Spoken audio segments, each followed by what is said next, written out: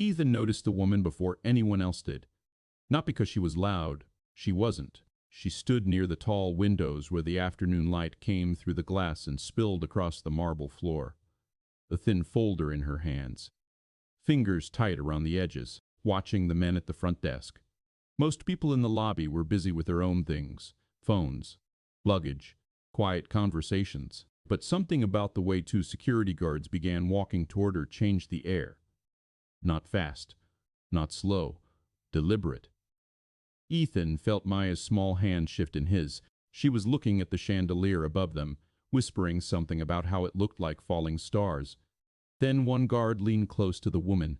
His voice stayed low. The woman didn't move. The second guard reached for the folder, and Ethan felt a familiar pressure settle behind his ribs. The kind that usually meant trouble was about to make a decision for him. Ethan hadn't planned to stay long. That was the understanding he had with Maya when they stepped through the tall glass doors 20 minutes earlier. A meeting. Nothing complicated. Sit for a while. Then they'd leave and find something better to do with the afternoon. She had nodded seriously, like the deal mattered. Now she stood beside him near the edge of the lobby, studying the huge chandelier overhead. It hung like frozen rain above polished marble floors. Thousands of small crystals catching light. "Looks like it's melting," she whispered. Ethan glanced up at it, then back down at her. "Probably cost more than my truck." She tilted her head, considering that. "Then it shouldn't melt." A small smile touched his mouth, but it faded quickly. His attention drifted back across the room. The woman by the windows hadn't moved. Not really. She had shifted her weight once, and the folder in her hands had tightened slightly, but otherwise she remained still while the two security guards approached. Ethan noticed the details the way he always did. One guard slightly older, square shoulders, the posture of someone used to giving instructions more than taking them. The other younger, watching the room instead of the woman. Scanning. That detail sat wrong in Ethan's mind. Most people wouldn't notice something like that. Or if they did, they'd assume it meant nothing. But Ethan had spent too many years in places where small details arrived before bigger problems. Maya tugged lightly on his sleeve. Are they mad at her? He looked down at her. Why do you think that? They walked like my teacher when someone cheats on a test. Ethan almost laughed. Instead, he exhaled slowly and looked back across the lobby. The older guard had stepped close to the woman now. Too close for casual conversation. His head leaned toward her. The woman didn't step back, didn't smile, didn't apologize. She listened. Ethan couldn't hear the words from where he stood, but tone carried in other ways. The guard's voice stayed low, but his posture shifted forward, pressing space away from her. The younger guard reached for the folder. Not quickly, just a hand moving out. The woman pulled it closer to her chest. That small motion changed everything. Ethan felt it inside his body before he consciously understood why. A tightening. The kind that lived somewhere between instinct and memory. He adjusted his stance slightly, placing himself a little more between Maya and the rest of the room. Not obvious. Just a shift of weight. Maya noticed anyway. You do that when you're thinking, she said quietly. He glanced down. Do what? Stand like a statue. He rubbed the back of his neck. Bad habit. She accepted that answer, but her eyes returned to the scene unfolding near the windows. The younger guard spoke this time. Still quiet. But the woman's jaw tightened. She said something back. Short. The older guard straightened and his voice came out a little louder now. Still controlled but no longer private. A few heads turned around the lobby. Ethan watched the woman's shoulders. They stayed level. She wasn't panicking. That meant she had expected resistance. Another detail filed itself into place. The younger guard stepped forward again and tried once more for the folder. The woman turned slightly, shielding it. That's when the older guard's patience ended. He reached out. Not violent, but not polite either. His hand closed around her wrist. Across the lobby, Ethan felt Maya's fingers tighten around his. She didn't say anything. She didn't need to. The moment had already shifted. Ethan took a slow breath. His mind moved through options the way it always had. Ignore it. Not your business. You promised yourself things would stay simple now. Those thoughts came first. They were reasonable. They were responsible. But another voice sat beneath them, quieter, older. The guard's grip tightened slightly. The woman tried to pull her wrist free. The younger guard leaned closer, reaching again for the folder. Ethan looked down at Maya. Her eyes had left the chandelier. They were fixed on the scene across the lobby. "Are they hurting her?" she asked. He didn't answer immediately. His gaze returned to the guards, still controlled, still quiet, but force was starting to creep into the moment. The older guard bent closer to the woman again, his voice sharp now. The woman's reply came quick and steady. She wasn't backing down. That surprised Ethan. Most people folded when security started leaning on them in places like this. But she held the folder like it mattered, like something inside it mattered more. Ethan exhaled slowly. Then he crouched slightly so he could speak closer to Maya's height. "Stay right here," he said. Her eyebrows pulled together. "Why?" "I just need to ask them something." She studied his face carefully. Kids were better at reading the truth than adults like to admit. "You're going to help her." It wasn't a question. Ethan paused. He could still step back, still choose the easier version of the afternoon. But Maya's eyes were waiting. He rested a hand briefly on her shoulder. "Just stay here." She nodded once. Serious again.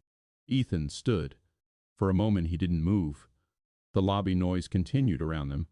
Quiet conversations, the soft roll of luggage wheels, a piano track drifting through hidden speakers. Normal sounds. But the small knot forming near the windows had pulled the room slightly off balance. Ethan began walking. Not fast. Just steady steps across the polished floor. The guards noticed him when he was about 10 feet away, the younger one first. His scanning habit caught the movement. His posture shifted instantly. The older guard turned next, still holding the woman's wrist. Ethan stopped a few feet from them, close enough now to see the tension in the woman's fingers where she gripped the folder, close enough to see the irritation rising in the older guard's face. Ethan kept his voice calm. "Everything okay here?" The question hung there for a moment. The older guard looked him up and down quickly, assessing. Most people asked that question and kept walking. Ethan hadn't. The guard's hand remained on the woman's wrist. "This doesn't concern you, sir." Ethan nodded slowly. "Maybe." His eyes moved briefly to the woman. She met his gaze. There was no panic there, just fatigue. And something stubborn behind it. Ethan looked back at the guard. But it started to look like it might. The younger guard stepped slightly forward, blocking. "Sir, we're handling a situation. I'll ask you to return to your business." Ethan's expression didn't change. His gaze dropped to the older guard's hand around the woman's wrist, then back to the man's face, then maybe start by letting go of her. For a few seconds, nobody spoke. The woman's breathing had slowed. She wasn't pulling away anymore. She was simply watching. The older guard gave a short laugh. "Not friendly. You have no idea what's going on here." "That's possible," Ethan said quietly, "but I know what that looks like." He nodded again toward the man's grip. The younger guard's attention sharpened. Something in Ethan's tone had shifted the calculation. "Sir," he said again, firmer this time, "step away." Ethan didn't move. Behind him, across the wide lobby, Maya stood exactly where he had left her. Small. Still. Watching. Ethan felt that awareness settle heavily in his chest. He kept his voice even. "Just let her go." The older guard's eyes narrowed slightly. "Or what?" Ethan didn't answer right away. He studied the man's stance. The pressure in the grip. The posture. The confidence of someone used to controlling situations like this. Then Ethan spoke. Or this becomes something it didn't need to be. The older guard stared at him for a long moment. Then his hand tightened slightly around the woman's wrist, and Ethan understood the decision had already been made. The man's fingers stayed where they were, wrapped around the woman's wrist. Not crushing. Not gentle, either. Just enough pressure to make the message clear. Ethan watched the grip for a second longer than most people would. Hands said things, words didn't. The older guard shifted his weight slightly, squaring himself toward Ethan now. The woman had stopped trying to pull away. She stood very still between them. "Sir," the younger guard said again, "this is hotel security business." Ethan nodded slowly. "I figured." His eyes drifted across the lobby for half a breath. A couple sitting near the bar had stopped talking. Someone near the elevators held a phone halfway up, pretending not to watch. Rooms like this always believed they were quiet until tension entered them. Then the silence got heavier. Ethan looked back at the older guard. "You should let her go." Not louder, just clearer. The guard gave a small smile that didn't reach his eyes. "You're interfering. Maybe." The woman spoke then. Her voice was calm but tight from the wrist still held between them. "I'm fine," she said to Ethan. It sounded like the kind of thing someone said when they didn't want strangers making things worse. Ethan understood that tone. He had heard it in places where help could sometimes become another kind of problem. But he also noticed something else. The folder, still pressed against her chest. The younger guard glanced at it again. That told Ethan plenty. "What's in there?" Ethan asked. The older guard's head tilted slightly. "That's not your concern." "Looks like it is." The woman's eyes moved between them. A quick calculation. Then she spoke again, this time to the guards. "You've already read it," she said. "There's nothing else you can take." The younger guard's expression hardened. "That's not accurate." His hand reached again for the folder. This time he didn't pretend it was polite. The woman twisted slightly away, protecting it with her shoulder. The older guard reacted instantly, tightening his grip and pulling her a step closer.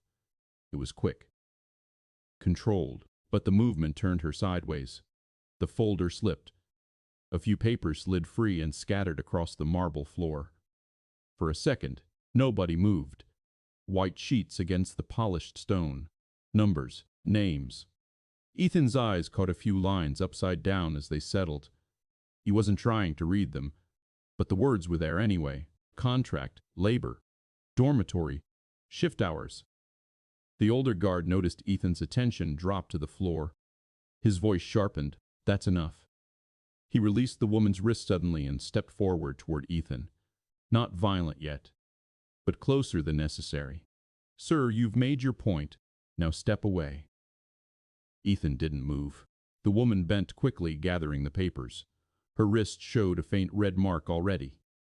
She stacked the sheets carefully, breathing a little faster now. Ethan crouched instinctively to help pick one up that had slid toward him. The younger guard moved immediately. "Don't touch that." Too late. Ethan already had the paper in his hand. He glanced at it for a moment before handing it back to the woman. His eyes lifted slowly toward the guards. "What exactly is the problem here?" The older guard let out a breath through his nose. "You're obstructing security protocol." "That paper said something about labor contracts," Ethan said. The younger guard's jaw tightened. "Sir." The woman stood again. "Folder closed now." She looked at Ethan directly. "You don't need to be involved." He studied her face. There was exhaustion there. Not fear, the kind of tired that came from pushing against systems that didn't move easily. Across the lobby, Maya shifted slightly. Ethan could feel her watching. He kept his voice quiet. "They grabbed you." "That's not unusual," the woman replied. Something about the way she said it sat heavily in the air. Ethan's eyes flicked back to the guards. "You throwing people out for asking questions?" The younger guard stepped closer again. "You crossed into harassment territory, sir." Ethan gave a small nod. "I see." Then he straightened fully. The older guard relaxed just slightly. People often backed down at that moment, realizing they had stepped further into something than they intended. Ethan brushed his hands together lightly. "All right." The word landed gently. The guards exchanged a brief look. But Ethan wasn't done. He turned slightly and glanced toward the reception desk. Two employees stood there pretending to check screens. Then he looked back at the older guard. "Let's keep this simple."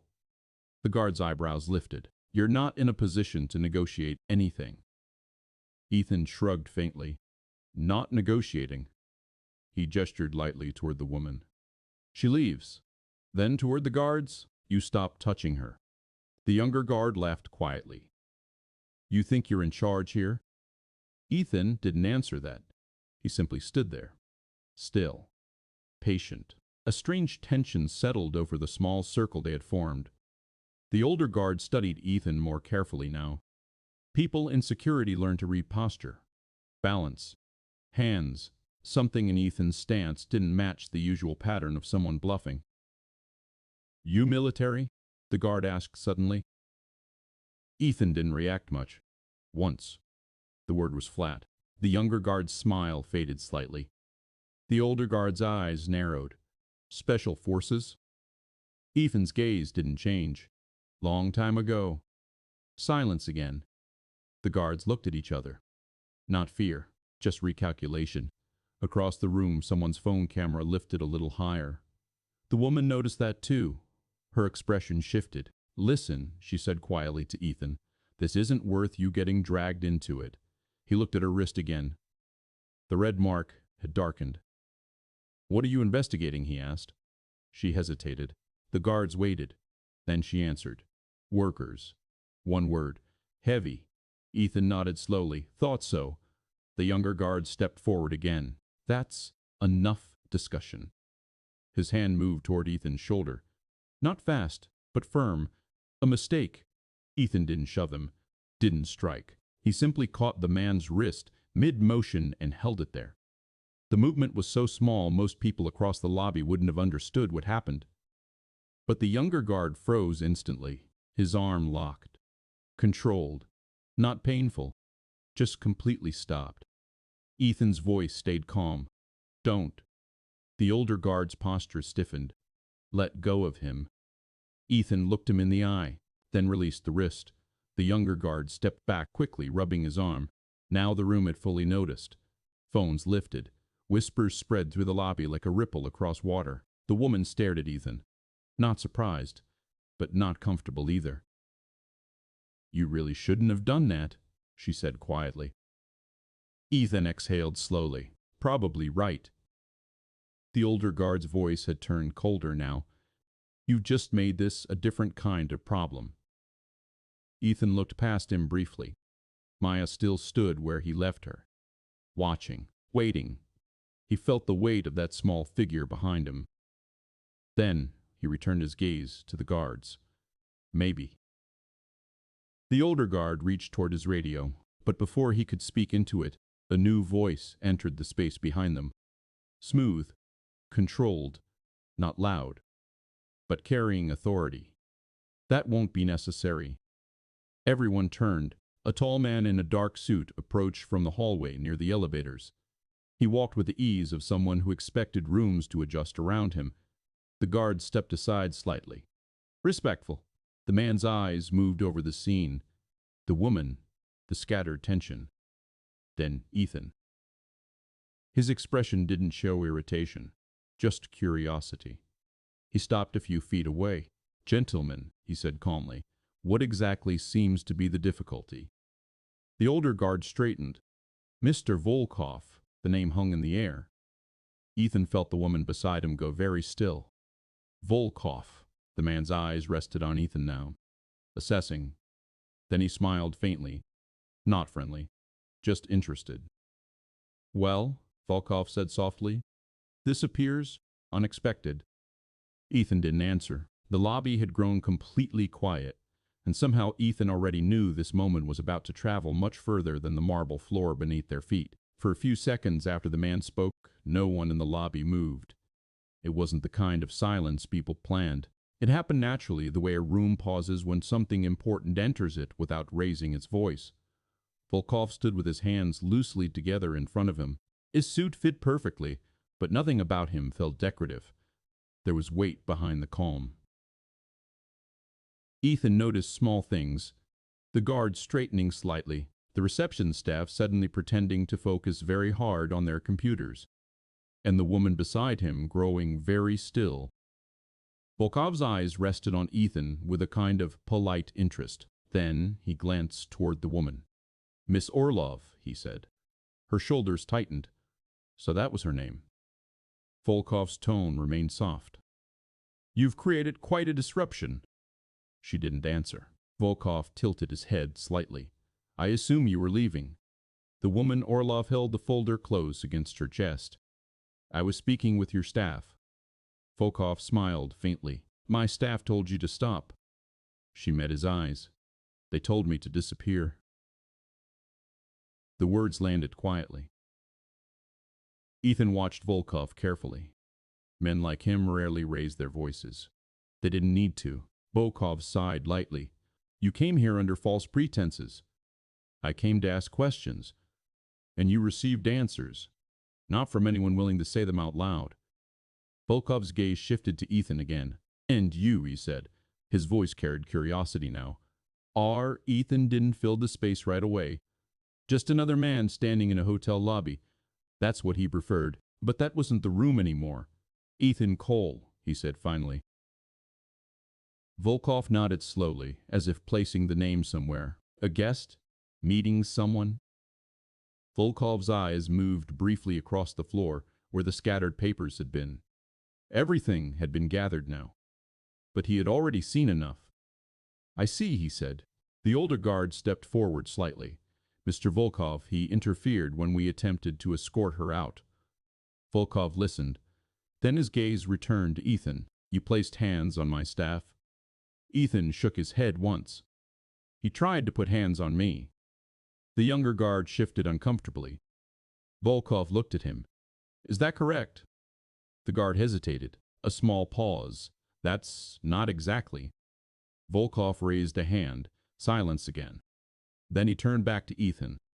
I understand you felt compelled to intervene. His tone suggested patience, but not approval. Ethan said nothing. Volkov studied him a moment longer. Then he looked past Ethan across the lobby. His eyes found Maya. Small, standing alone, watching everything. Volkov's expression softened slightly. Your daughter? Ethan didn't like how quickly the man had noticed. Yes. Volkov nodded.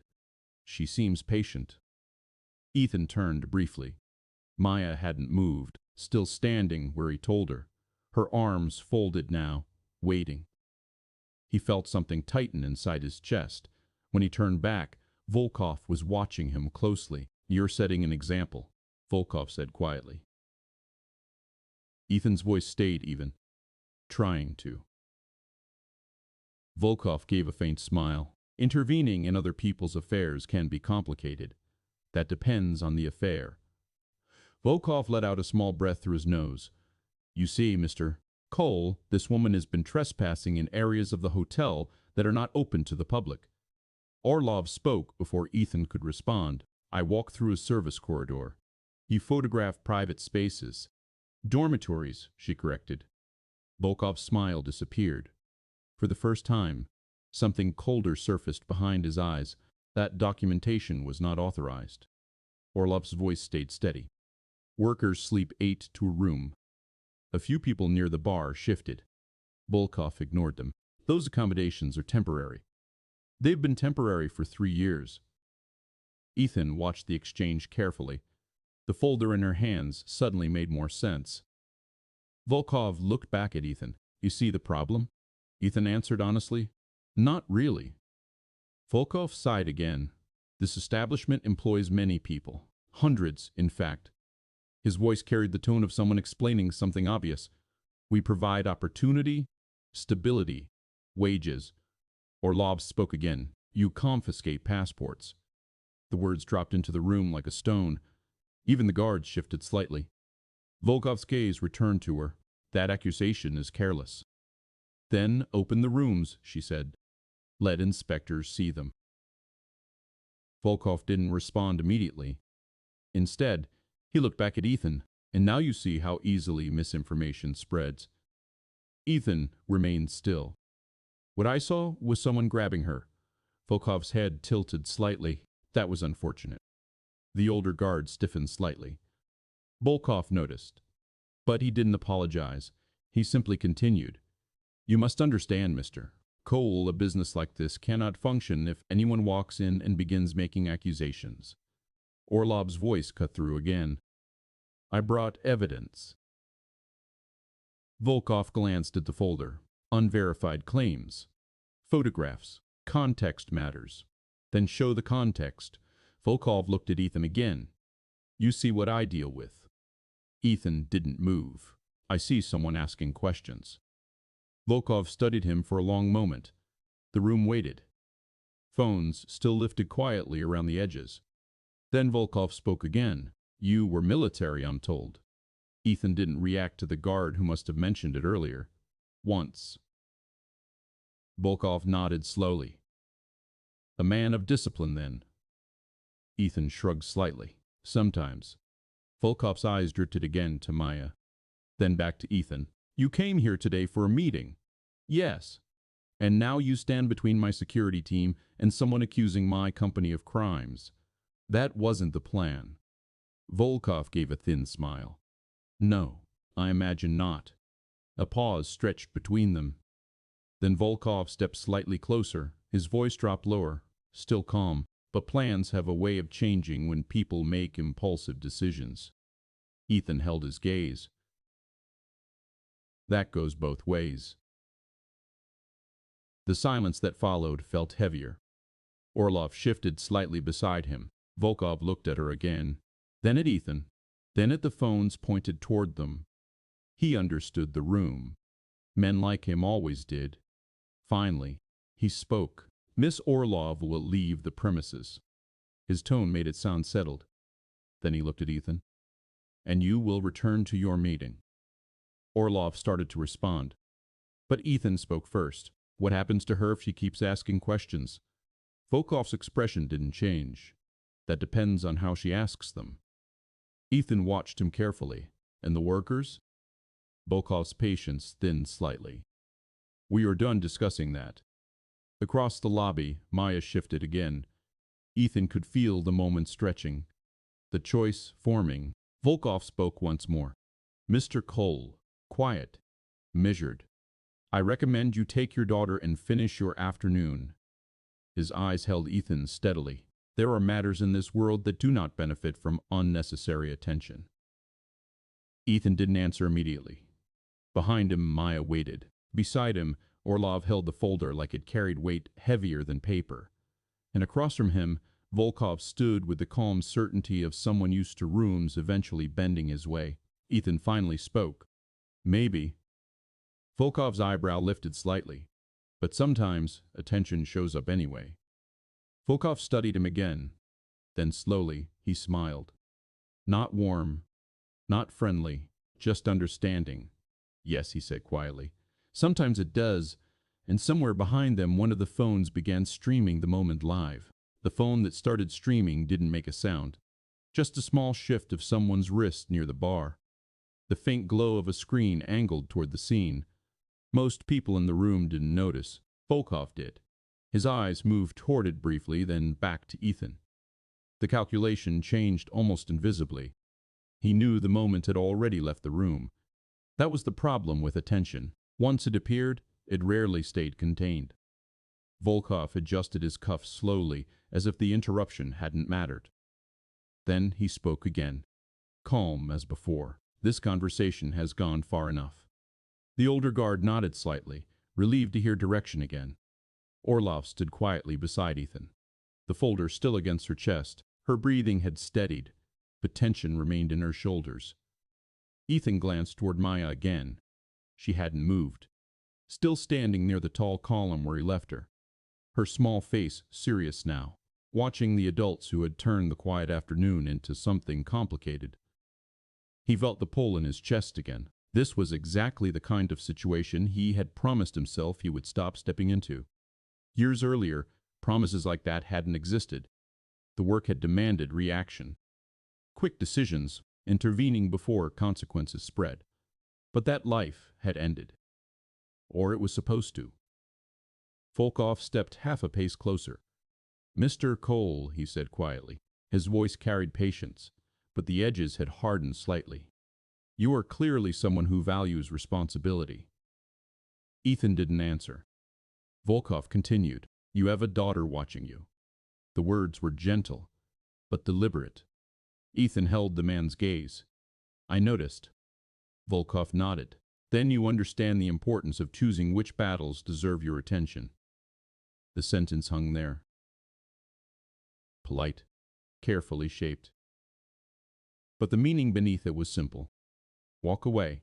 Orlov shifted beside Ethan. Don't, she said quietly. Ethan glanced at her. This isn't your problem. Her voice had dropped lower. If you push this further, it won't stop here. He studied her face. You came anyway. A faint, tired smile crossed her mouth. That's my bad habit. Volkov watched the exchange without interrupting. Across the lobby, the quiet had deepened further. People weren't pretending not to watch anymore. The staff behind the desk had stopped typing entirely. Even the music drifting from the ceiling speakers felt softer somehow. Volkov spoke again. My security team will escort Miss Orlov out. He gestured toward the doors. No further confrontation is necessary. The younger guard stepped forward again, though his movements were more careful now. Orlov's eyes moved briefly to Ethan. Then she nodded once. Small, accepting. Fine, she said. But when the guard reached for her arm again, Ethan moved slightly. Not aggressive, just enough. The guard stopped instantly. Volkov noticed. His expression remained composed. But the patience in his eyes thinned further. Mr. Cole, he said softly. Ethan's voice stayed even. You don't need to grab her. Volkov exhaled slowly. She has already demonstrated that she will not leave peacefully. I'm walking, Orlov said. The younger guard hesitated. Volkov studied Ethan for another long moment. Then he gave a small nod. Very well. The guard stepped back. Orlov moved past them toward the doors. Her steps were steady, but Ethan noticed how tightly she still held the folder. When she reached the edge of the lobby, she paused, turned slightly, looked back at Ethan. Just for a second. Not gratitude exactly, more like recognition. Then she walked out. The glass doors closed behind her. The tension in the room shifted slightly, like a storm moving further down the coast. But it didn't disappear. Volkov remained where he stood. His gaze rested on Ethan now with clearer interest. Well, he said quietly, that concludes one disruption. Ethan didn't answer. Volkov looked again toward Maya, then back to Ethan. You handled that moment with restraint. Did I? You could have escalated it. Ethan shrugged slightly. Volkov smiled faintly. Most men with your background would have. Ethan studied the man carefully. What makes you think you know my background? Volkov's eyes flicked briefly toward the guards. Information traveled quickly inside buildings like this. I make it a habit to understand the people who interrupt my day. Ethan let that sit. Volkov stepped closer again. Not invading space, just enough to lower his voice. Mr. Cole, allow me to offer a piece of advice. Ethan didn't respond. Volkov continued anyway. There are organizations, journalists, investigators who build careers on creating controversy. His tone stayed conversational, but they rarely remain to deal with the consequences once the noise fades. Ethan watched him. You think she's wrong? Volkov smiled thinly. I think the world is rarely as simple as activists believe. And workers sleeping 8 to a room? Volkov's smile faded. You read one page of a document. Ethan said nothing. Volkov stepped back again. Restoring distance. I'm hosting several important investors this week. His voice carried a touch more steel now. Public misunderstandings would be unfortunate. The meaning was clear. Across the lobby, Maya shifted again. She was starting to look tired. The afternoon had stretched longer than promised. Ethan felt it. The weight of the moment. The eyes in the room. The quiet expectation that something else might happen. But nothing did. Volkov adjusted his cuffs once more. Then he gave a small nod. I trust the rest of your visit will be less eventful. Ethan held his gaze. Probably not. Volkov's eyebrow lifted slightly. Then he gave a faint chuckle. You're honest. He turned toward the guards. See that our guest exits without further inconvenience. Then he walked away. The guards didn't touch Ethan. They didn't speak. They simply stood aside. The room slowly began breathing again. Phones lowered.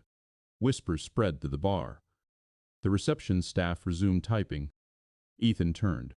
Maya was already walking toward him. Her small shoes clicked softly against the marble floor. When she reached him, she slipped her hand back into his. "Did the lady get away?" she asked. Ethan nodded. "Yes." Maya looked toward the doors, then back up at him. "Those men didn't like you." He exhaled quietly. "Probably not." She studied his face carefully. "You're doing the statue thing again." Ethan rubbed the back of his neck. "Yeah." She squeezed his hand. "Are we still getting ice cream?" The question landed gently in the middle of everything else. For a moment, Ethan just looked down at her. The simplicity of the afternoon they were supposed to have. Then he nodded. "Yeah," he said softly. "We are." They started walking toward the doors. Behind them, conversations slowly returned. But outside the building, the video from that quiet moment in the lobby had already begun traveling far beyond the hotel. And neither Ethan nor Maya knew yet how many people had just started watching. The ice cream shop was 3 blocks away. Maya picked it, not because it was the best one in the city, but because the owner always gave her an extra napkin and called her boss. She liked that. By the time they sat down near the window, the quiet rhythm of the afternoon had started to return. Cars passed outside. A delivery truck idled at the corner. Inside the shop, a small freezer hummed softly. Maya leaned over her cup of vanilla and chocolate swirl like it required serious concentration. Ethan sat across from her, elbows on the table, watching the street. He didn't realize how tense his shoulders still were until the owner placed a glass of water beside him. "You look like someone who forgot to breathe," the man said. Ethan nodded faintly. "Working on it." The man smiled and walked away. Maya didn't look up from the ice cream. "You always sit facing the door." Ethan blinked once. "Do I?" "Yes." She lifted her spoon again. "And you watch the windows." He rubbed the back of his neck. "You notice a lot." She shrugged. "You taught me." Ethan wasn't sure he liked hearing that. He glanced down at his phone sitting beside the glass of water. It had been buzzing in small bursts for the last 10 minutes. He ignored it. The afternoon was supposed to belong to Maya. She took another bite and squinted thoughtfully. "The chocolate part is better." Ethan nodded. "Important discovery." She pointed her spoon at him. "You should try it." "I trust your research." The phone buzzed again. Longer this time. Maya's eyes flicked toward it. "You're ignoring something." "Probably spam." She tilted her head. "It doesn't sound like spam." Ethan didn't answer. He picked up the phone and turned the screen face down. Maya studied him for a moment. Then she returned to the ice cream. For a few minutes, nothing else intruded. Just the small sounds of spoons against paper cups, cars outside, the freezer humming. Then the door opened. A man stepped inside quickly. Mid-30, windbreaker. Phone already in his hand. He glanced around the shop once. Then again. His eyes landed on Ethan. Recognition flashed instantly. Ethan noticed it the same moment. The man hesitated, then walked over. "Excuse me," he said. Ethan looked up slowly. "Yes?" The man held up his phone. On the screen was the hotel lobby. The video had already been clipped and reposted somewhere. Ethan standing between the guards. Volkov behind them. The title beneath it read something simple. "Hotel security confronts investigator. Veteran steps in." The man looked almost apologetic. "That's you, right?" Maya leaned sideways to see the screen. Her eyes widened. "Dad." Ethan felt a quiet sigh build in his chest. "Yeah," he said. The man shook his head slightly. "Man, that's everywhere right now." Ethan blinked. "Everywhere?" The man scrolled.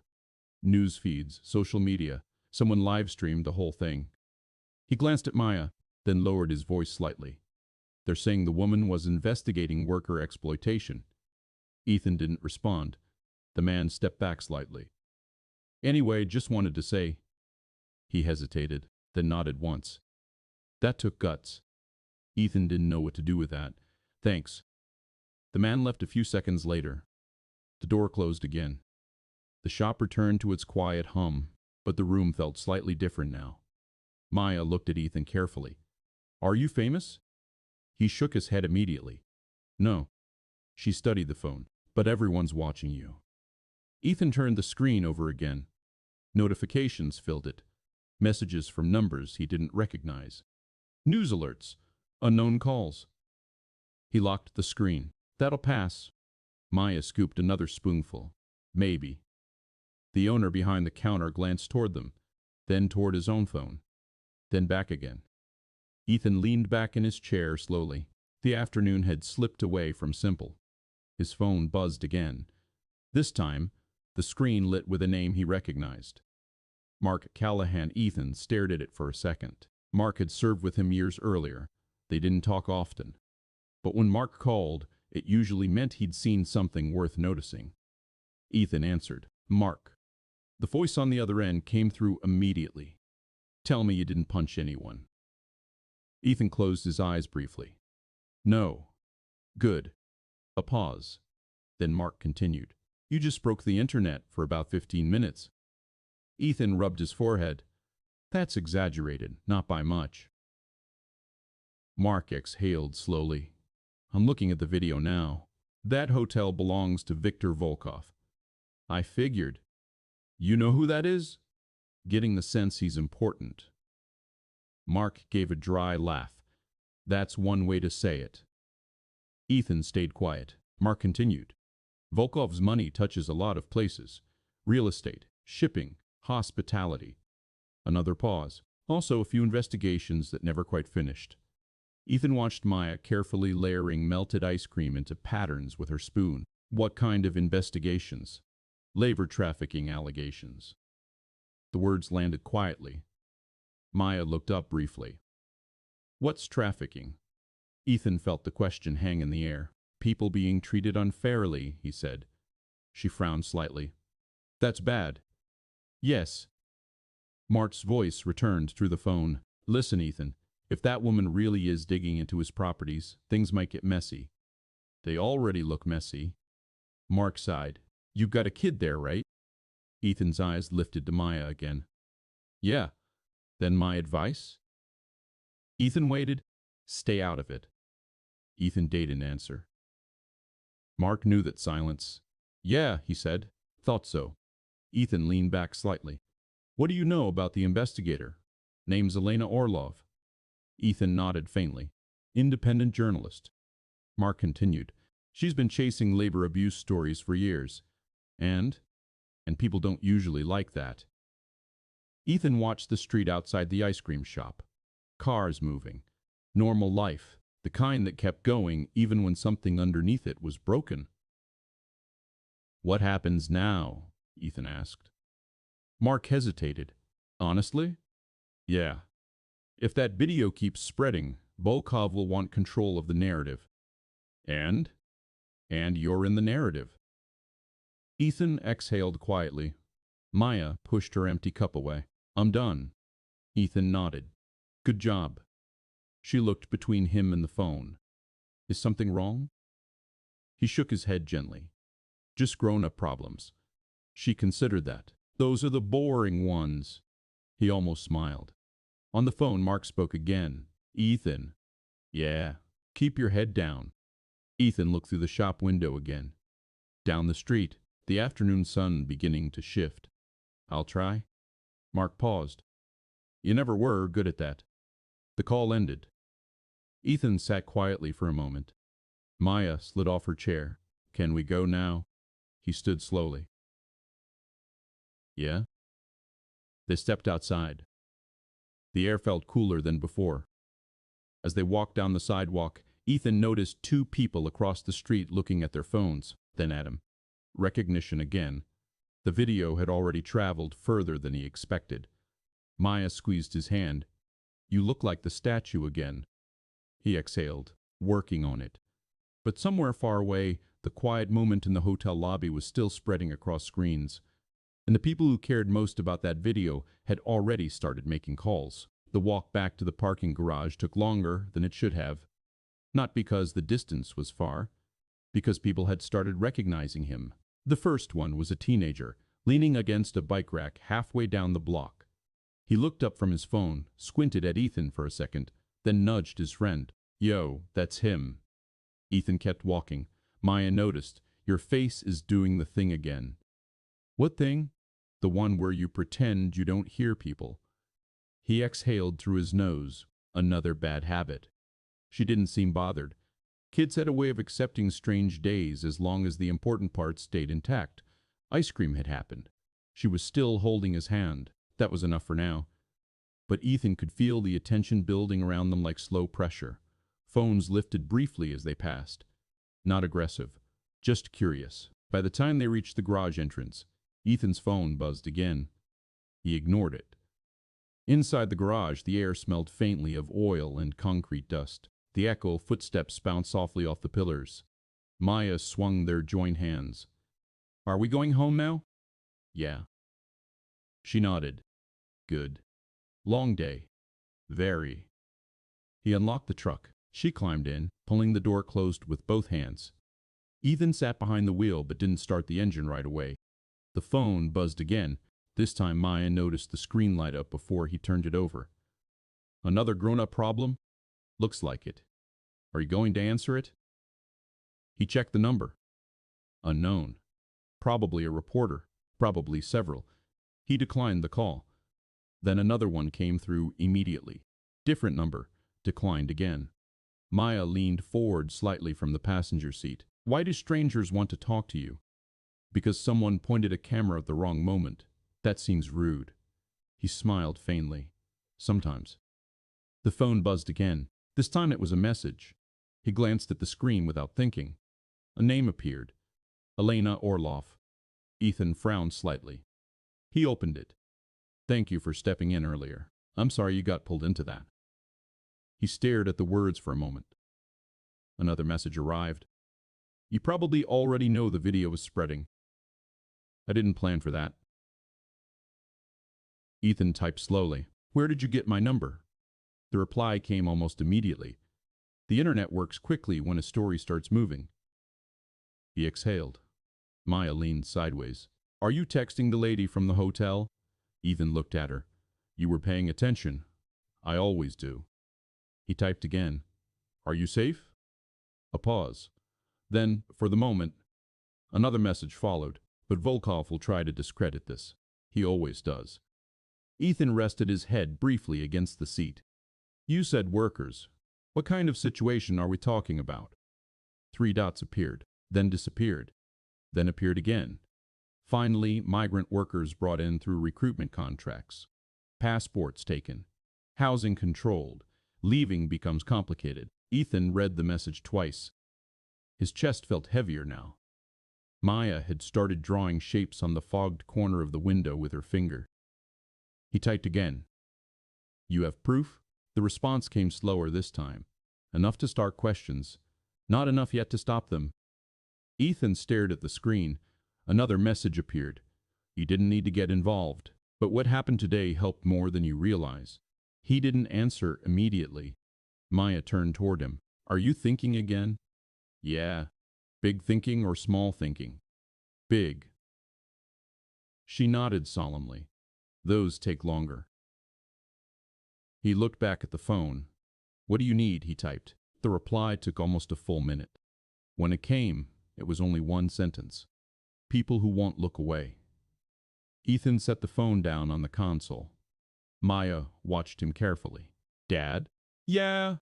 "Is this about the unfair people again?" He nodded slowly. "Something like that." She considered this very seriously. Then she leaned back in her seat. "Well."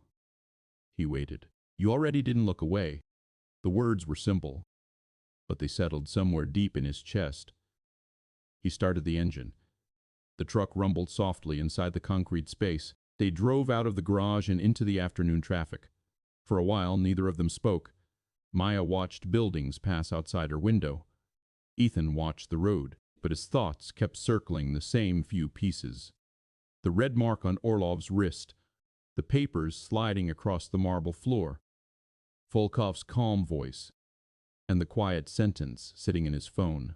People who won't look away. The truck stopped at a red light. Across the intersection, a large digital billboard shifted advertisements. For a second, the screen flickered. Then a news segment appeared briefly. The image on the screen was unmistakable. The hotel lobby. Ethan standing between the guards. The video had moved faster than he expected. The billboard changed again before Maya noticed. The light turned green. They kept driving. Halfway home, Ethan's phone rang again.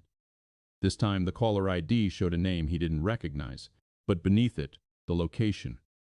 Volkov Group offices. Ethan watched it ring. Once, twice, 3 times. Maya noticed his hesitation. "You're doing the statue thing again." He didn't smile this time. The phone stopped ringing. A moment later, a message appeared. He opened it. Only one line. "Mr. Cole, I believe we should speak." No signature. But the sender was obvious. Ethan locked the screen and set the phone back down. Maya tilted her head. "More grown-up problems?" "Yeah." "Are they the serious kind?" He nodded slowly. "Probably." She thought about that, then reached over and squeezed his arm. "You'll figure it out." He glanced at her. "You seem very confident." She shrugged. "You always do." The road curved toward their neighborhood. Quieter streets. Fewer cars. Normal houses. The kind of place where the biggest problem most days was someone forgetting trash pickup. But Ethan knew something had shifted. The video. The calls. Volkov's message. The story had begun moving on its own now. And stories like this rarely stay quiet once the first crack appeared. As the truck pulled into their driveway, Ethan looked at the phone one more time. He didn't answer the message. Not yet. Inside the house, Maya ran ahead to drop her backpack by the stairs. The normal sounds of home returned. Kitchen cabinets opening. Shoes kicked off. The ordinary life he had built carefully over the last few years. But somewhere out there, people were still watching that lobby video. And people like Volkov didn't usually wait long before responding. Ethan stood by the kitchen counter for a moment. Quiet, thinking. Then Maya's voice floated in from the living room. "Dad?" "Yeah?" "Next time we go to a hotel." He waited. "Maybe we just use the pool." He exhaled slowly. "Yeah," he said. "That sounds like a better plan." But deep down, he already knew the quiet plan for the day had ended the moment he stepped toward that woman in the lobby. And the real consequences were only just beginning. The house was quiet after dinner. Not silent. Just the normal sounds that came with evening settling into a place that had been lived in for years. A faucet dripping once every few seconds. The soft buzz of the refrigerator. Maya's voice drifting faintly from the living room where she sat on the carpet, building something complicated out of blocks. Ethan stood at the kitchen sink rinsing a plate he had already washed twice. His mind wasn't on the dishes. It kept returning to the phone resting on the counter. The message from Volkov was still there. Unanswered. He dried his hands slowly and leaned against the counter. Maya's blocks clacked together in the other room. "Dad?" she called. "Yeah? Do you think penguins ever get tired of wearing tuxedos?" He blinked. "Probably. That would be exhausting." "Yeah." A few seconds passed. "Then, I think I built a spaceship." Ethan walked into the living room. The blocks on the carpet had indeed formed something ambitious. Towers, wings, a small doorway that Maya insisted was the command center. He crouched beside it. "That's impressive." She nodded proudly. "It goes underwater too." "Versatile." She looked up at him. "You're doing the thinking thing again." He sat back on the couch. "Still working on it." She studied his face the way she often did when she sensed something heavy moving through his mind. "Is the unfair people problem back?" Ethan leaned forward, resting his elbows on his knees. "Maybe. Is the lady from the hotel okay?" "I think so." She nodded slowly, then returned to adjusting the spaceship. "You should help her." The words came casually, like it was obvious. Ethan watched her small hands moving the blocks carefully into place. Sometimes, helping makes things bigger. That's okay. He waited. Big problems need more people. She placed another block carefully, then looked back up at him. You told me that. Ethan leaned back against the couch. Sometimes kids remembered the exact sentences adults wished they hadn't said out loud. His phone vibrated quietly on the kitchen counter. Once, twice. He stood and walked back to it. Another message. Not from Volkov. From Orlov. I found someone you should speak with. Lawyer. Knows the labor laws inside out. She saw the video. He stared at the screen. Another message followed. Her name is Claire Navarro. Then a phone number. Ethan leaned against the counter again. He didn't call immediately. Instead, he looked toward the living room where Maya was now pretending the spaceship had entered deep ocean mode. He thought about the last few years. The quiet he had worked hard to build. School mornings, homework battles, ice cream shops, ordinary things. Then he picked up the phone and dialed. The call connected after 2 rings. A woman's voice answered. Calm, alert, Claire Navarro. Ethan hesitated a moment. Ethan Cole. A pause. Then a faint exhale. Yes, she said. I was hoping you'd call. Ethan leaned against the counter. You've been watching the video too. I've watched it about 15 times. That seems excessive. It's my job to notice details. Ethan nodded faintly. Same. Claire continued. The woman you helped today, Elena Orlov. She's been collecting evidence on labor violations tied to Volkov properties for nearly a year. Ethan listened quietly.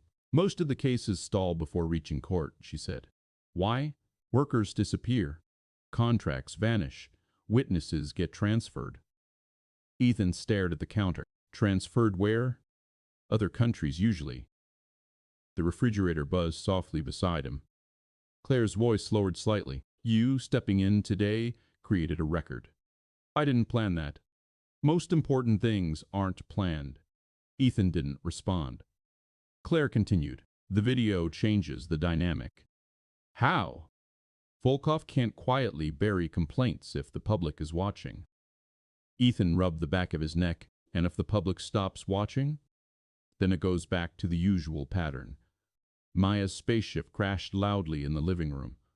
Emergency landing, she announced. Claire heard the noise through the phone. That your daughter? Yeah. She sounded calm during the video. Ethan blinked. You saw that part? She was in the background for a moment. Ethan hadn't realized. Claire spoke again. I want to be very clear about something. He waited. If you get involved in this, it won't stay small. Ethan stared at the phone. I figured. Volkov doesn't lose quietly. Another pause. You also won't be doing it alone. Ethan looked toward the living room again. Maya was now making submarine sounds.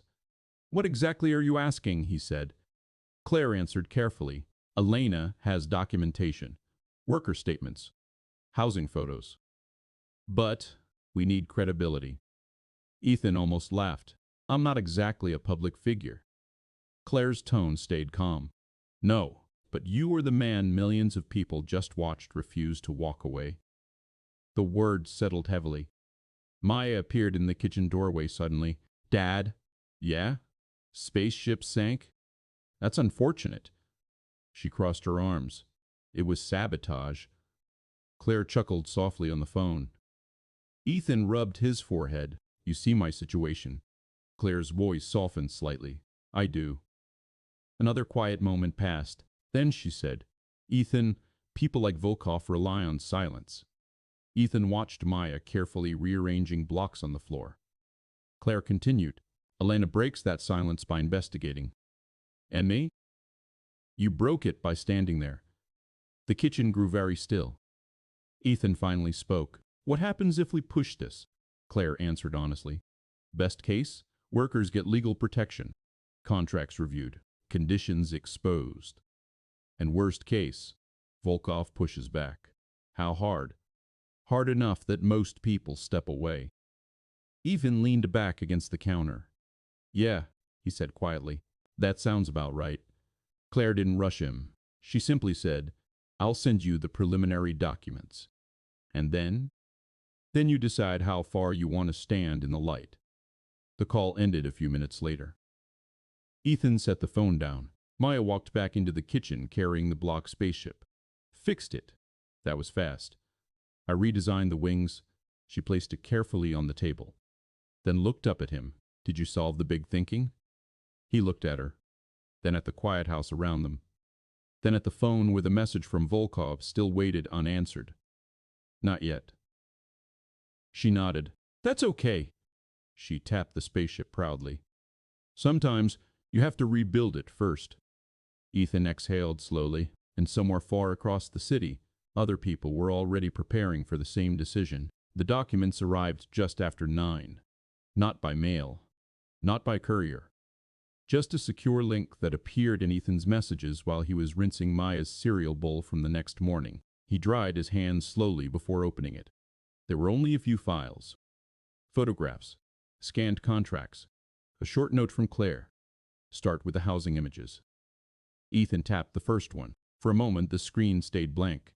Then the picture loaded. A narrow room. Metal bunk beds. 4 stacked against each wall. 8 mattresses. Thin blankets. No windows. He stared at the photo longer than he meant to. The second image showed a hallway. Paint peeling. A single fluorescent light. Shoes lined up along the wall like people had learned to stay organized in very small spaces. The third photo showed lockers. Small. Each one labeled with a number. No names. Ethan lowered the phone slightly. Maya was brushing her teeth in the bathroom down the hall. He could hear the electric buzz of the toothbrush through the open door. Normal sounds. The kind that made a house feel safe. He looked back at the screen. Next file. A contract. 2 languages. English on one side. Another script on the other. His eyes moved down the page slowly. Recruitment fee. Housing deduction. Travel repayment schedule. Near the bottom was a line that made him stop.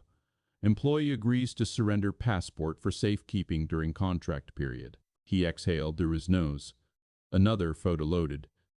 This one showed the outside of a building behind the hotel. No signs. Just a service entrance. The timestamp in the corner of the image read 2014 a.m. Maya walked into the kitchen a minute later.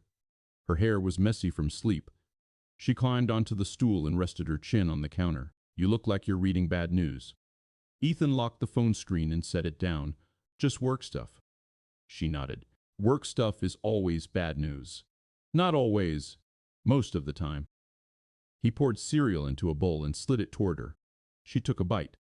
Then another. The ordinary rhythm of morning slowly filled the room. Backpacks. Shoes. The small debate about whether a jacket was necessary. By the time they stepped outside, the sky had turned pale with early sunlight. Ethan drove Maya to school the same way he did every weekday. The same streets. The same stop signs. The same crossing guard waving kids across the sidewalk. Nothing about the neighborhood suggested that something larger was beginning to move around them. When the truck stopped in front of the school, Maya unbuckled her seatbelt slowly. Then she looked at him. You're still thinking? He nodded. Yeah. She opened the door, then paused. Just remember something. He waited. Penguins still swim even with tuxedos. Ethan blinked. That's helpful. She grinned. Good. Then she hopped out and ran toward the entrance with the other kids. Ethan sat in the truck a moment longer, watching the building, watching the normal life he had promised himself would stay separate from the world he left behind. His phone buzzed again. This time it was Claire. He answered. Morning. Her voice sounded tired already. You saw the files? Yeah. A pause. What do you think? She asked. Ethan stared at the school doors. I think someone built a system that keeps people quiet. Claire exhaled slowly. That's a fair summary. And the passports? Standard tactic. He shook his head slightly. Doesn't sound legal. It isn't. So why does it keep happening? Because proving it requires witnesses who aren't afraid. Ethan thought about the narrow room with 8 beds. They're afraid of losing their jobs. Claire's voice lowered. Sometimes more than that. The sentence stayed unfinished. Ethan understood anyway. What's the next step? He asked. Claire didn't answer immediately. Finally, she said, Elena is meeting a worker today. Where? A cafe near the docks. Ethan leaned back slightly in the seat. And you want me there. I want someone there who won't be intimidated. Ethan watched a bus pull up outside the school. Kids spilling out. Laughter. Noise. Then the doors closing again. Claire spoke again.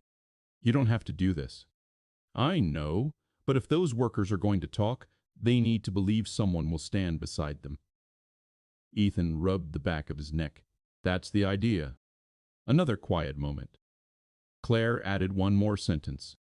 Volkov knows the video is spreading. Ethan wasn't surprised. He contacted me. A pause. Claire's tone sharpened slightly. He did? Message last night. What did it say? Just that we should talk. Claire exhaled slowly. That's not a friendly invitation. I assumed. Then you should also assume he's already looking into you. Ethan glanced down at his reflection in the dark truck window. Probably. Claire continued. The question now is whether that scares you away. Ethan thought about Maya running toward the school doors, about the narrow room with 8 beds, about Orlov holding that folder like it mattered. No, he said quietly. Claire didn't sound surprised. Then meet us at noon. The call ended. Ethan started the engine. For a moment he simply sat there, hands resting on the steering wheel. The life he had built felt close behind him. Quiet, careful, but the path in front of him had already started turning somewhere else. Across the city, Elena Orlov was walking toward a meeting that could expose far more than a single hotel. Claire Navarro was assembling the legal groundwork. And somewhere inside a glass office tower, Viktor Volkov had almost certainly finished watching the same video everyone else had seen. Ethan pulled out into traffic. The truck merged into the morning flow of cars. He didn't know exactly where the road ahead would end. But he knew one thing clearly now. The moment in that lobby hadn't been the end of a problem. It had been the beginning. The cafe near the docks looked older than the rest of the street. Low brick walls, small windows, the kind of place that had probably been serving the same coffee for 30 years without changing the sign. Ethan parked half a block away. The harbor air carried a faint smell of salt and engine fuel. Gulls moved slowly above the water, circling fishing boats that rocked quietly against the pier. He sat in the truck for a moment before getting out. Old habit, watching. The cafe door opened and closed twice in the space of a minute. Dock workers. Heavy boots. Early lunch. Nothing unusual. Ethan stepped out and crossed the street. Inside, the room was warm and dim compared to the bright water outside. A few tables near the windows. A counter with chipped paint. Someone had turned a small radio low enough that the music felt more like background noise than entertainment. Elena Orlov sat near the back wall. The same thin folder rested on the table beside a cup of black coffee. Across from her sat a man Ethan hadn't seen before. Mid-40s maybe. Narrow shoulders. Hands wrapped tightly around a mug like the warmth mattered. Claire Navarro sat beside Orlov, her posture straight but calm. The moment Ethan walked in, Claire looked up. She gave a small nod, not relief, just acknowledgement. Ethan walked over.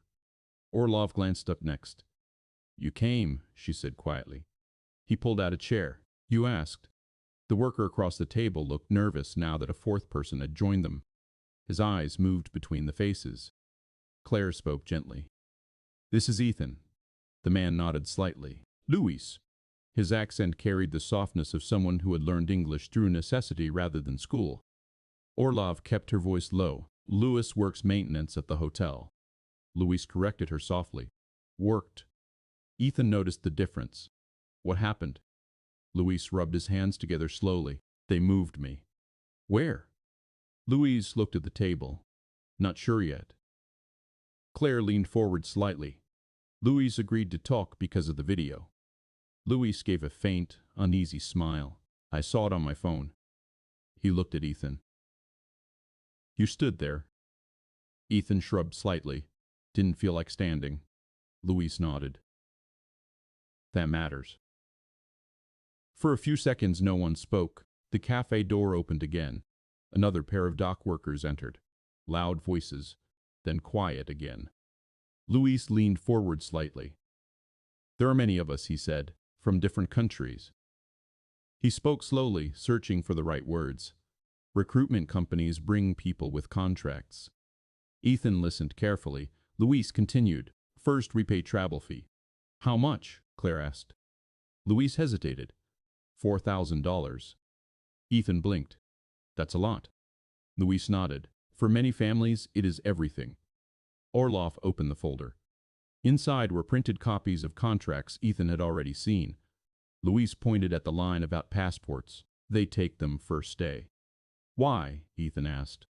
For safety, they say. Luis looked down. But without passport, you cannot leave. Claire spoke gently. You can leave. Luis gave a sad smile. Not really. He rubbed his hands together again. If you go, you still owe travel money. And housing, Orlov added quietly. Luis nodded. 8 beds in 1 room. Ethan had seen the photos, but hearing it spoken aloud felt different. Luis continued. If someone complains, they move you. Like they moved you?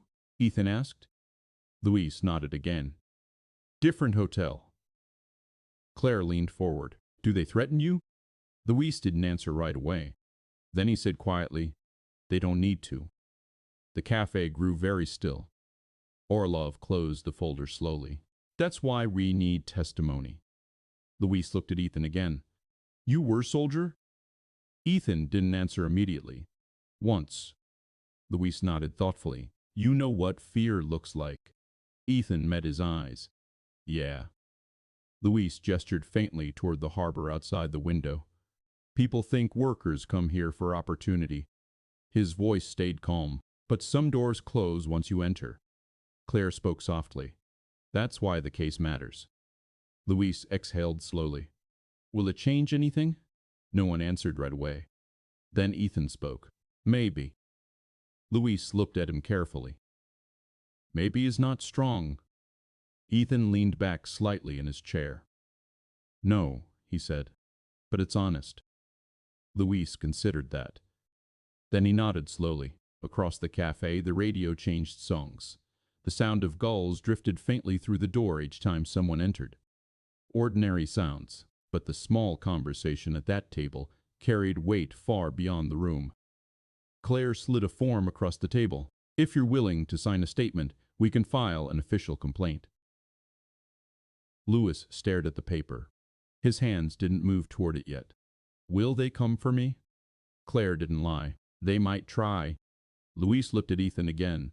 You will stand there again? Ethan held his gaze. If it matters. Luis studied him for a long moment.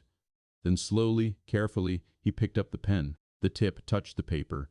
For a second it didn't move. Then he signed his name. When the pen left the page, something quiet shifted in the room. Orlov closed the folder again. Claire gathered the papers. Luis leaned back in his chair and let out a long breath. Outside, the harbor water moved slowly against the docks. Ethan looked toward the door briefly, then back at the table. For the first time since the hotel lobby, the situation felt real in a different way. Not just confrontation, not just attention. Now it was evidence, and evidence had a way of forcing people into the light. Luis finished his coffee. Then he stood. I must go. Claire nodded. We'll stay in contact. Luis hesitated before leaving. Then he looked at Ethan one more time. Thank you for not looking away. Ethan didn't know what to say to that, so he simply nodded. Luis walked out of the cafe and disappeared into the docks. Orlov watched the door close. Then she looked back at Ethan. You realize this won't stay small anymore. Ethan stared at the harbor through the window. I figured. Claire gathered the folder. Volkov will respond. Probably already is, Ethan said. Orlov studied him. You still have time to step back. Ethan didn't answer. Instead, he watched a fishing boat pull away from the dock, quiet, steady, moving forward without hurry. Finally, he said, "I've stepped back before." Orlov waited. Ethan looked back at the table. Didn't always sit well. No one spoke for a moment. Then Claire stood. "All right," she said. "Let's see what happens next."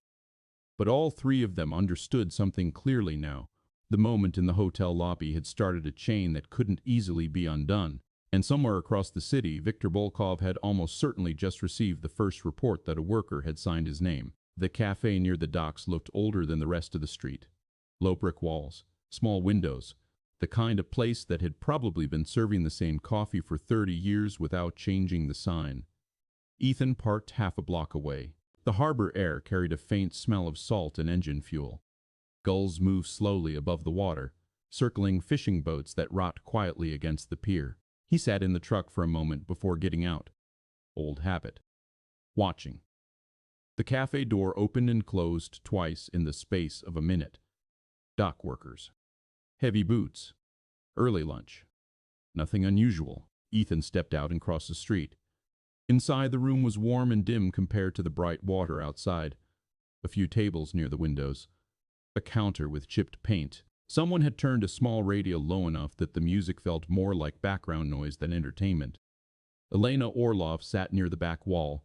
The same thin folder rested on the table beside a cup of black coffee. Across from her sat a man Ethan hadn't seen before. Mid-40s maybe. Narrow shoulders, hands wrapped tightly around a mug like the warmth mattered. Claire Navarro sat beside Orlov, her posture straight but calm. The moment Ethan walked in, Claire looked up. She gave a small nod, not relief, just acknowledgement. Ethan walked over. Orlov glanced up next. "You came," she said quietly. He pulled out a chair. "You asked."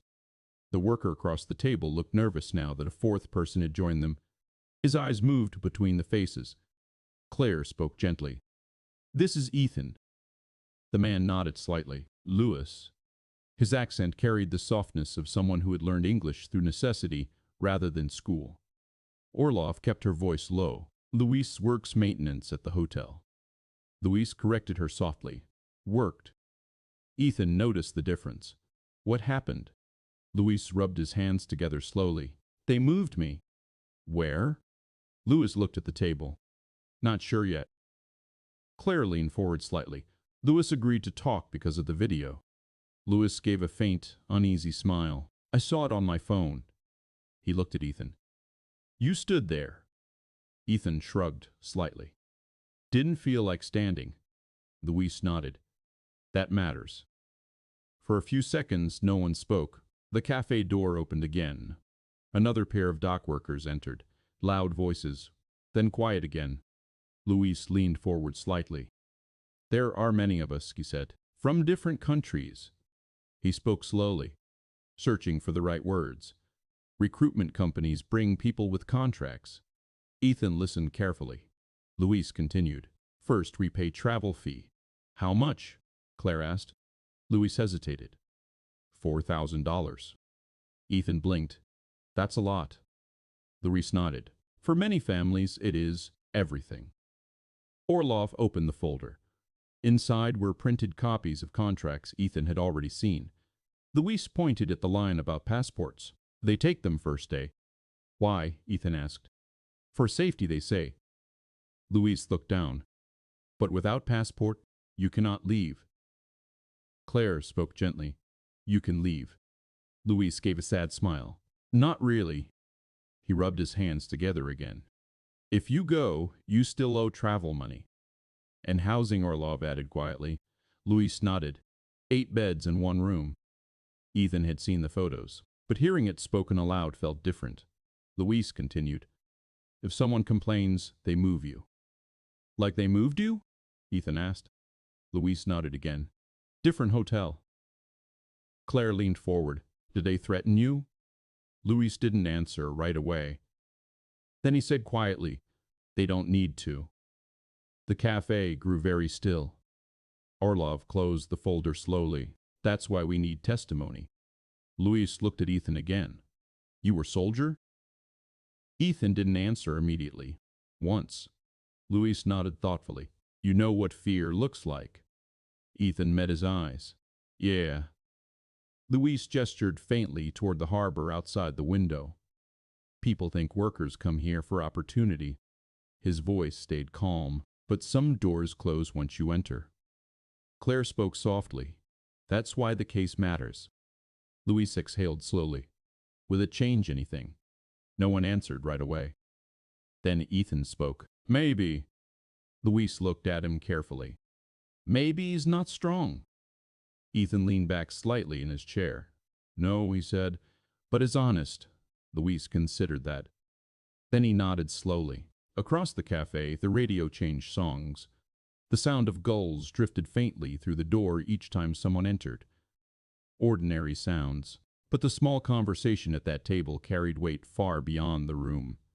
Claire slid a form across the table. If you're willing to sign a statement, we can file an official complaint.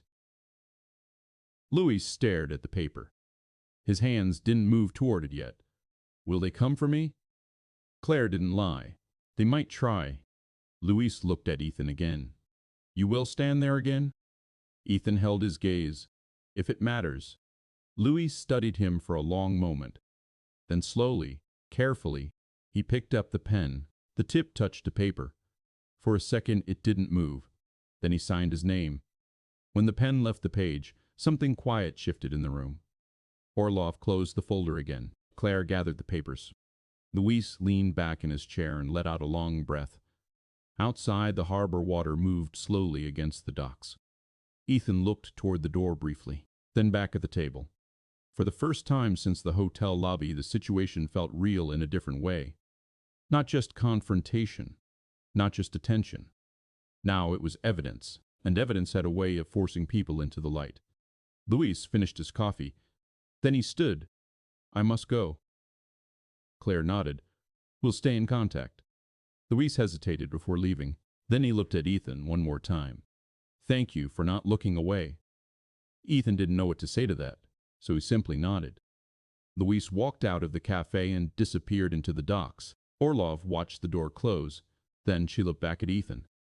You realize this won't stay small anymore. Ethan stared at the harbor through the window. I figured. Claire gathered the folder. Volkov will respond. Probably already is, Ethan said. Orlov studied him. You still have time to step back. Ethan didn't answer. Instead, he watched a fishing boat pull away from the dock, quiet, steady, moving forward without hurry. Finally, he said, I've stepped back before. Orlov waited. Ethan looked back at the table. Didn't always sit well. No one spoke for a moment. Then Claire stood. All right, she said. Let's see what happens next. But all three of them understood something clearly now. The moment in the hotel lobby had started a chain that couldn't easily be undone. And somewhere across the city, Viktor Volkov had almost certainly just received the first report that a worker had signed his name.